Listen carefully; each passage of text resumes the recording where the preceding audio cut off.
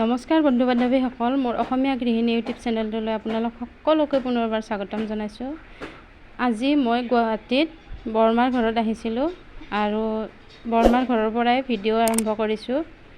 অকণমান ছাগলীৰ মাংস আনিছিল, সেইখিনি মোকে বনাব দিছিল আৰু সেইকাৰণে ছাগলী মাংসখিনি বনালোঁ আৰু এইফালে কুন্দুলি ভাজি বহাই দিছোঁ। বৰমাই বেলেগ কামত ব্যস্ত হৈ আছিল, সেইকাৰণে মই ক'লোঁ ময়ে বনাওঁ। আৰু ছাগলী মাংসখিনি ভাজি হৈ গ'ল। এতিয়া মই কুকাৰত দি লৈছোঁ।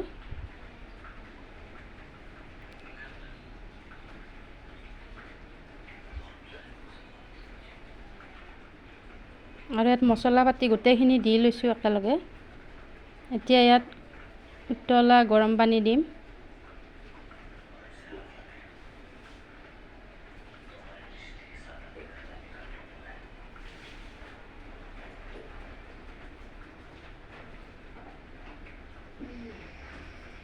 আৰু এইফালে মোৰ কুন্দুলি ভাজি হৈয়ে গ'ল। আৰু এটা চাইডে মই এয়া জিকা মাছৰ লগত বনাই আছোঁ।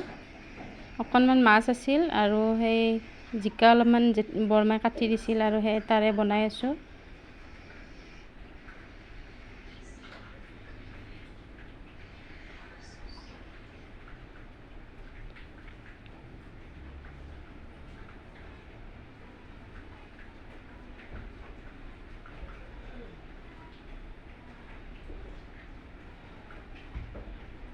আৰু এতিয়া এই ভাজিখিনি কুন্দুলি ভাজিখিনি মই নমাই থলোঁ।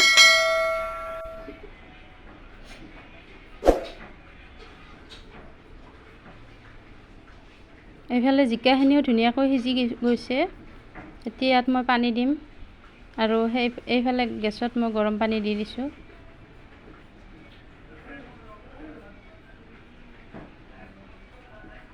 এতিয়া ইয়াত পানীখিনি দি দিলোঁ।